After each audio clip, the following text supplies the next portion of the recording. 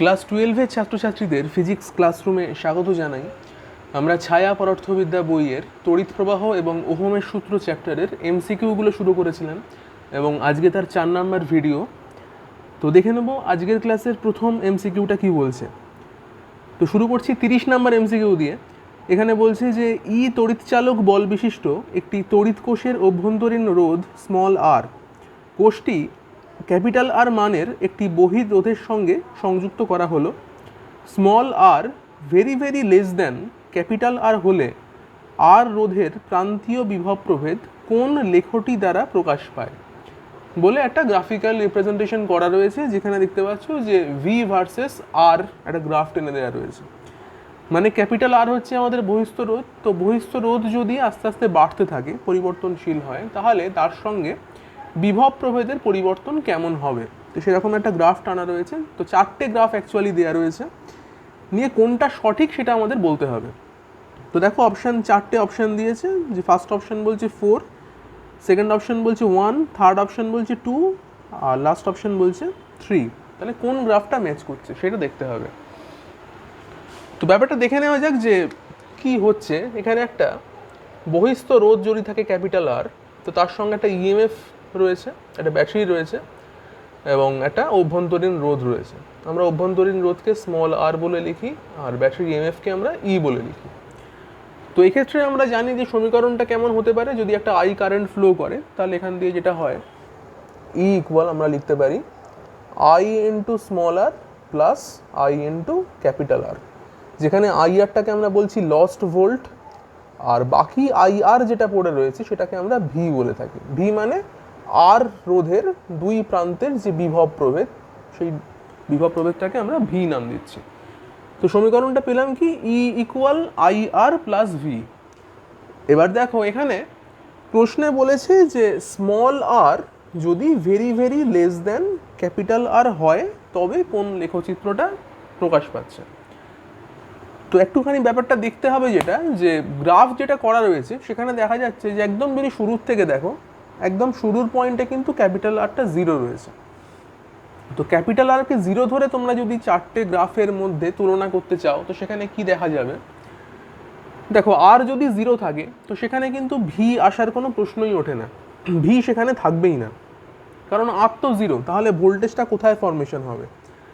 তো এখানে দুটো গ্রাফ দেখো, যেখানে দেখা যাচ্ছে যে আর যখন 0 সেই অবস্থাতে ভি রয়েছে এবং কনস্ট্যান্ট ভি রয়েছে। আর যখন 0 এবং তারপরেও বলছে আর যখন পরিবর্তন হয়েছে তখনও সেই ভিটা কন্টিনিউ করেছে, কনস্ট্যান্ট থেকে গেছে। এবং সেই ভি এর মানটা দেখো বইতে বলেছি ই এর সঙ্গে সমান, তড়িৎচালক বলের সঙ্গে সমান। তো তাহলে বুঝতেই পারছো এই 1 নাম্বার গ্রাফ, 3 নাম্বার গ্রাফ, এই দুটো তো হতেই পারে না। তার কারণ ক্যাপিটাল আর যখন নেই, একদম 0 যখন, তখন তো ভি থাকার কোনো প্রশ্নই নেই। তো সেই কারণে আমরা ফার্স্ট অ্যান্ড থার্ড এই দুটো গ্রাফকে তাহলে বাদ দিতে পারি। বাকি যেটা পড়ে রইল সেখানে দেখা যাচ্ছে যে 2 আর 4 এই দুটো গ্রাফে একটায় দেখা যাচ্ছে যে একটা গ্রোথ হয়েছে আর 4-এ দেখা যাচ্ছে একটা ডিকে হয়েছে। কিন্তু 4-এর গ্রাফটা তো দেখো ডিকে যেখান থেকে হচ্ছে দেখা যাচ্ছে একটা পজিটিভ ভি ভোল্টেজ থেকে ডিকে শুরু হয়েছে। তো সেটাও তাহলে 1 আর 3-এর মতনই, যখন ক্যাপিটাল আরটা 0 তখন তো নিশ্চয়ই কোনো ভোল্টেজ থাকতে পারে না। তো সেই অবস্থায় তাহলে আমরা 4টাকেও বাদ দিতে পারি। তাহলে যেটা পড়ে রয়েছে ক্যাপিটাল আর যখন 0 তখন তাহলে অ্যাকচুয়াল কোনো ভোল্টেজ থাকতে পারে না, সেটা বলছে একমাত্র 2 নাম্বার গ্রাফটা। তাহলে এটাকেই কিন্তু আমরা সঠিক হিসাবে বলতে পারি। তো সেক্ষেত্রে কিন্তু আমাদের এই জিনিসটা বলার কোনো প্রয়োজনই পড়লো না। এটা ছাড়াও আমরা কিন্তু অপশানগুলোকে মিলিয়ে দিতে পারলাম। কিন্তু এটা ছাড়াও আমি তোমাদের পুরোটা ডিসকাস করবো, কারণ এই গ্রাফগুলো ছাড়াও কিন্তু আরও অনেক রকম গ্রাফিক্যাল রিপ্রেজেন্টেশন হতে পারতো। এটা ভীষণ ইজি ছিল, যার জন্য আমরা এত কিছু না বলেই জাস্ট মানে প্রথম থেকেই বলে দেওয়া গেল যে যেহেতু আর যদি 0 হয় তাহলে ভি তো 0ই হবে। তো সেক্ষেত্রে একটা মাত্র গ্রাফিক্যাল রিপ্রেজেন্টেশনই এখানে সঠিক দেখা যাচ্ছে, বাকিগুলো তো হচ্ছেই না। তো তাও যেখানে বলার রয়েছে যে আর যদি very very less than capital R হয় তাহলে কি হতো।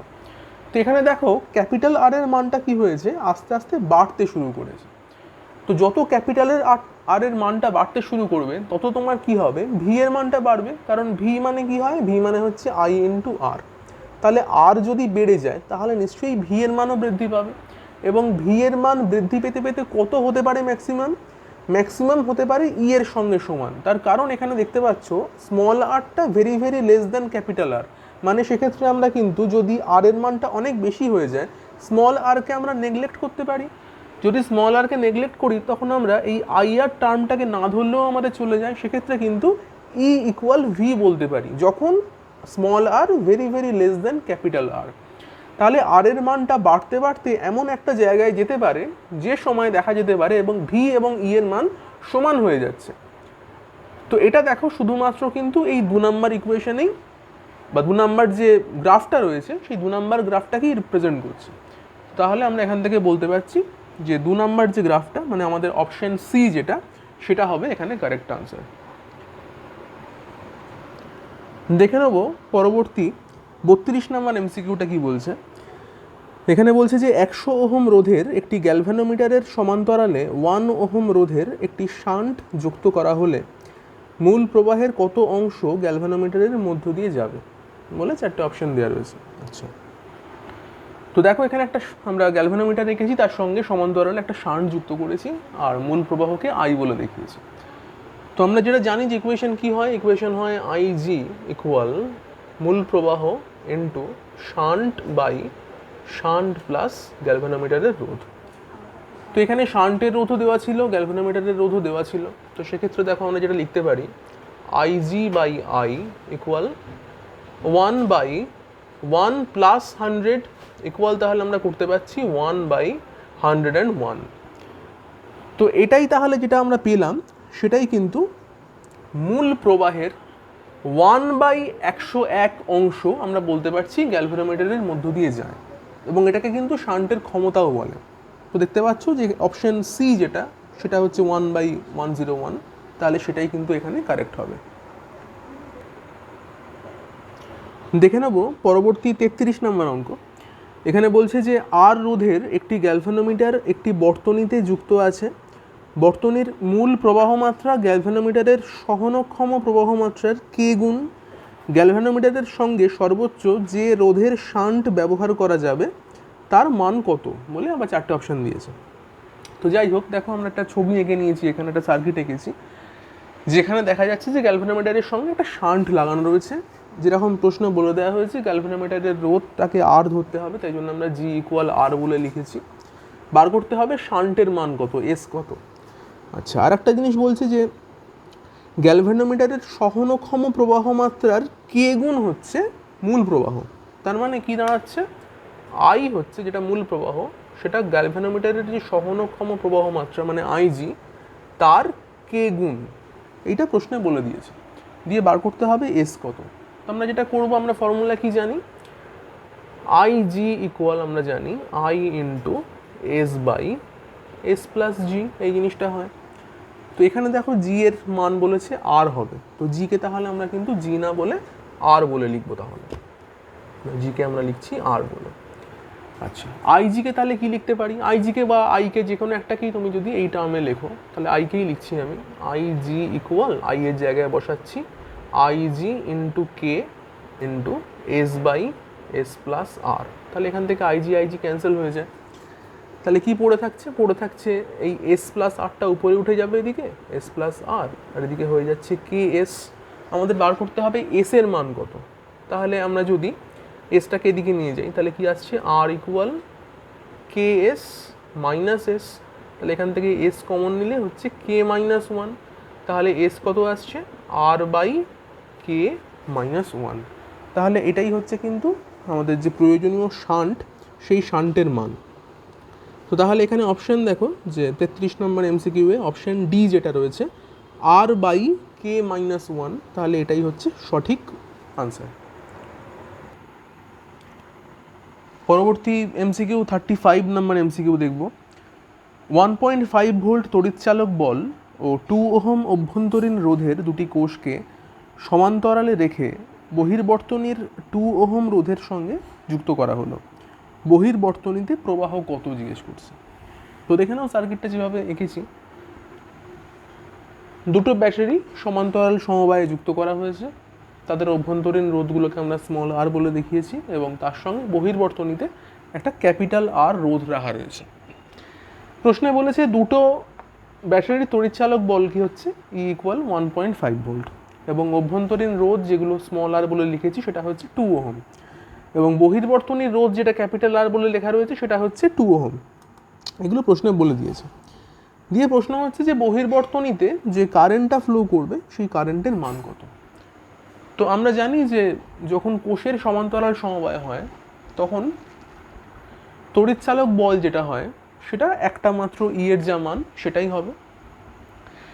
এক্ষেত্রে আমাদের তুল্য রোধ বার করতে হবে বর্তনীর। তো দেখা যাচ্ছে কি যে দুটো স্মল আর সমান্তরাল সমবায় রয়েছে এবং তার সঙ্গে ক্যাপিটাল আরটা শ্রেণী সমবায় রয়েছে। তাহলে আমরা এখান থেকে আর ইকুইভ্যালেন্ট যেটা বার করতে পারবো সেটা কত হবে, সেটা হয়ে যাচ্ছে এই দুটো আর এর তুল্য রোধ হয় R/2, আর তার সঙ্গে ক্যাপিটাল আর রয়েছে শ্রেণী সমবায়, তাই জন্য R/2 প্লাস আর, এটাকে আর ইকুইভ্যালেন্ট বলতে পারবো। তাহলে কারেন্ট ফ্লো কত হচ্ছে ইএমএফ বাই আর ইকুইভ্যালেন্ট। তাহলে ইএমএফটা কত ছিল 1.5 ভোল্ট ছিল, আর ইকুইভ্যালেন্ট কত এসছে R/2, আর কত তাহলে 2/2 প্লাস আর কত 2 আছে, তাহলে এখান থেকে পাচ্ছ 3 ওহম, তাহলে এখানে আসছে কত 3 ওহম। তো এখান থেকে উপর নিচ যদি কাটো তাহলে সেখান থেকে তোমরা পেয়ে যাচ্ছ 1/2 অ্যাম্পিয়ার। তো এখানে দেখো অপশানে কিন্তু 1/2 অ্যাম্পিয়ার বলে কিছু নেই, আমার মনে হয় অপশান এখানে ভুল আছে, হয়তো অপশান সিটাই 1/2 অ্যাম্পিয়ার হতো, ওটাকে ওরা 2 অ্যাম্পিয়ার বলে লিখে রেখেছে। তো আলটিমেট আনসার এখান থেকে কিন্তু আসবে যে বহির্বর্তনীর কারেন্ট কিন্তু 1/2 অ্যাম্পিয়ার হবে। পরবর্তী 36 নম্বর এমসিকিউতে বলছে যে ই তড়িৎচালক বল এবং স্মল আর অভ্যন্তরীণ রোধ সম্পন্ন একই রকম এন সংখ্যক কোষকে প্রথমে শ্রেণীতে এবং পরে সমান্তরাল সমবায়ে যুক্ত করা হলো। দুরকম সমবায়ে কোষগুলির তড়িৎচালক বলের এবং অভ্যন্তরীণ রোধের অনুপাত কত হবে। তো প্রথম অবস্থায় আমরা দেখব যে যদি শ্রেণী সমবায় থাকে কোষের, তো সেক্ষেত্রে কি হচ্ছে, দেখো এরকমভাবে কোষের যদি আমরা এন সংখ্যক কোষ নিয়ে নিই, তো সেক্ষেত্রে এন সংখ্যক কোষের প্রত্যেকটা কোষের মান যদি আমরা ই বলে লিখে থাকি, তাহলে মোট তড়িৎচালক বল কত হয়, ই কে আমরা লিখতে পারবো এন ই, এটাকে আমরা লিখছি ই প্রাইম বলে। ই প্রাইম হচ্ছে আমাদের এন সংখ্যক কোষের তুল্য তড়িৎচালক বল। একই রকমভাবে যদি আমরা ই সংখ্যক কোষকে সমান্তরাল সমবায় লিখি, তো সেক্ষেত্রে কি হয়, আমরা সেখানে জানি যেটা হয় যে যদি এরকম এন সংখ্যক যদি সারি থাকে কোষের, তো সেক্ষেত্রেও তুল্য যে তড়িৎচালক বল সেটাকে আমরা ই ডবল প্রাইম বলে লিখছি, সেটা কত হয়, সেটা ই হবে। সমান্তরাল সমবায় আমরা জানি যে সমগ্র বর্তনীর ক্ষেত্রে মোট তড়িৎচালক বল যেটা হয় সেটা একটা মাত্র তড়িৎচালক বলের সমান হয়। তো এক্ষেত্রে যদি আমাদের ই প্রাইমের সঙ্গে ই ডবল প্রাইমের অনুপাত বার করতে বলে, তো সেক্ষেত্রে অনুপাত কত হচ্ছে এন ই ইসটু ই, অর্থাৎ n/1, বা শুধু এনও বলতে পারো, n/1 বা শুধু এন। তো এটা হয়ে গেল কোনটা না, যেটা বলছিল যে তড়িৎচালক বলের অনুপাত দুটো ক্ষেত্রে, একবার শ্রেণীর ক্ষেত্রে একবার সমান্তরালের ক্ষেত্রে। একই রকমভাবে যদি আমরা এবারে অভ্যন্তরীণ রোধের অনুপাতগুলো দেখি তাহলে সেটা কেমন আসে সেটা চেক করে নেব। তো অভ্যন্তরীণ রোধের ক্ষেত্রে যদি দেখা যায়, তো সেক্ষেত্রে দেখো প্রতিটার সঙ্গে আমরা যদি বলি যে স্মল আর করে অভ্যন্তরীণ রোধ যুক্ত আছে প্রত্যেকটা কোষের সঙ্গে। তো সেক্ষেত্রে শ্রেণী সমবায়ের ক্ষেত্রে আমরা জানি যেটা হয়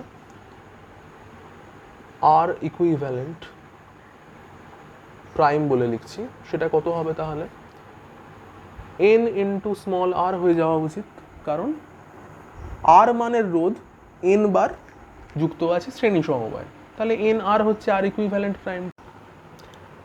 এবারে যদি আমরা সমান্তরাল সমবায়ের জন্যই একই রকমভাবে জিনিসটাকে নিই, প্রত্যেকটা তড়িৎচালক বলের সঙ্গে একটা অভ্যন্তরীণ রোধ এখানে যুক্ত রয়েছে, এইভাবে যদি আমরা এন সংখ্যক বারের জন্য কাজ করি তাহলে বিষয়টা কেমন দাঁড়ায়। তো সেক্ষেত্রে আমরা আর ইকুইভ্যালেন্ট প্রাইমকে কি বলতে পারবো R/n, কারণ তারা সমান্তরাল সমবায় রয়েছে, এটাকে আর ইকুইভ্যালেন্ট ডবল প্রাইম বলে লিখছি। তাহলে আর ইকুইভ্যালেন্ট প্রাইমের সঙ্গে যদি আমরা এখন আর ইকুইভ্যালেন্ট ডবল প্রাইমের রেশিও নিই, কী দাঁড়াবে? N R is to R by N. তাহলে এখান থেকে হয়ে যাচ্ছে N square is to one, বা এটাকে তোমরা এন স্কোয়ার বাই ওয়ানও বলতে পারো। তাহলে আমাদের কোন অপশানটা কারেক্ট? তাহলে আগের আনসারটা যেটা ছিল এন ছিল, আর এবারে যেটা পেলে সেটা পেলে এন স্কোয়ার। তাহলে দেখো যেখানে অপশান বি যেটা রয়েছে, যেখানে বলছে যে তড়িৎচালক বলের অনুপাত হচ্ছে এন আর অভ্যন্তরীণ রোধের অনুপাত হচ্ছে এন স্কোয়ার, তাহলে অপশান বি হচ্ছে আমাদের এখানে কারেক্ট আনসার। দেখে নিচ্ছি পরবর্তী 38 নম্বর এমসিকিউ। তো এখানে বলছে যে অজানা একটি রোধক ও দুটি তড়িৎ কোষকে শ্রেণী সমবায়ে যুক্ত করলে বর্তনীতে 1 অ্যাম্পিয়ার তড়িৎ প্রবাহিত হয়। কোষগুলিকে সমান্তরাল সমবায়ে সংযুক্ত করে তাদের সঙ্গে ওই একই রোধককে শ্রেণী সমবায়ে যুক্ত করলে বর্তনীতে প্রবাহিত তড়িতের মান হয় 0.8 অ্যাম্পিয়ার। প্রতিটি তড়িৎ কোষের তড়িৎচালক বল 2 ভোল্ট। প্রতিটি তড়িৎ কোষের অভ্যন্তরীণ রোধ কত হবে?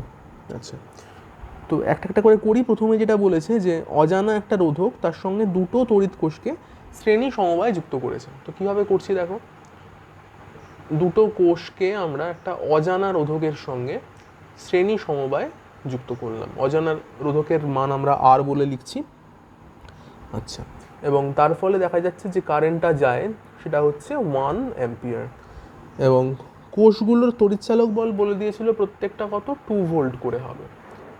তো এদের সঙ্গে নিশ্চয়ই একটা অভ্যন্তরীণ রোধও যুক্ত থাকবে, সেটাকে আমরা স্মল আর বলে লিখে নিচ্ছি। এই স্মল আর এর মানই আমাদের বার করতে হবে। আচ্ছা, এবার বলছে যে ওই কোষগুলোকেই যদি আমরা এবার সমান্তরাল সমবায়ে যুক্ত করি তখন কি হবে? তো সমান্তরাল সমবায়ে যদি ওই একই কোষকে আমরা যুক্ত করি তো সেক্ষেত্রেও কিন্তু তড়িৎচালক বল 2 ভোল্টই থাকে, অভ্যন্তরীণ রোধ আরই থাকে। তাহলে 2 ভোল্ট কমা আর। আচ্ছা, এর সঙ্গে একটা বহিস্থ রোধকে যুক্ত করতে হবে যেটার মান ক্যাপিটাল আর, যেটা অজানা রোধ। এবং তখন বলছে যে কারেন্টটা ফ্লো হবে সেই কারেন্টের মান কত হয়ে যাচ্ছে? 0.8 অ্যাম্পিয়ার। 0.8 অ্যাম্পিয়ার। তখন এই পরিমাণ কারেন্ট ফ্লো হচ্ছে। বার করতে হবে কি? বার করতে হবে স্মল আর এর মান কত। তো কিভাবে করা যায়? তাহলে ফার্স্ট যেটা ছিল সেক্ষেত্রে আমরা দেখবো যেটা যে মোট তড়িৎচালক বল এক্ষেত্রে কত? 2 + 2 4 ভোল্ট। আচ্ছা, আর ইকুইভ্যালেন্ট কত? আর ইকুইভ্যালেন্ট আমরা পেয়ে যাচ্ছি আর প্লাস আর মানে 2r + r। সেক্ষেত্রে কারেন্টটা পাচ্ছি E/R ইকুইভ্যালেন্ট। তো সেটা কত তাহলে? 4/2r + r, এবং তার মান আমরা যত পেয়ে যাচ্ছি 1 অ্যাম্পিয়ার। সেটাই দেওয়া ছিল কোশ্চেনে। তাহলে এখান থেকে একটা ইকুয়েশন পাচ্ছ তোমরা, 4 = 2r + r। এটাকে আমরা নাম্বার 1 ইকুয়েশন বলে লিখে রাখছি। আচ্ছা, নেক্সট যে সার্কিটটা রয়েছে এখান থেকে কি পাচ্ছ দেখো, এখানে রয়েছে কি, এটার যদি আমরা ই নিই, এখানে ই হচ্ছে 2 ভোল্ট কারণ সমান্তরাল সমবায় রয়েছে। আর ইকুইভ্যালেন্ট কত হচ্ছে? আর ইকুইভ্যালেন্ট হয়ে যাচ্ছে এখানে r/2 + r, কারণ আর সমান্তরাল সমবায় ছিল তার জন্য আমরা r/2 নিচ্ছি। তার সঙ্গে ক্যাপিটাল আর রয়েছে শ্রেণী সমবায়, তাই জন্য +r হিসাবে লিখছি জিনিসটাকে। আচ্ছা, এখান থেকে তাহলে কারেন্ট কত পাবো? একই রকমভাবে E/R ইকুইভ্যালেন্ট করছি আমরা, করে পেয়ে যাচ্ছি কত দেখো, ই এর মান হচ্ছে 2, আর এখান থেকে পাচ্ছি r/2 + r, এবং সেটার মান আমাদের বলেছে 0.8 অ্যাম্পিয়ার। আচ্ছা,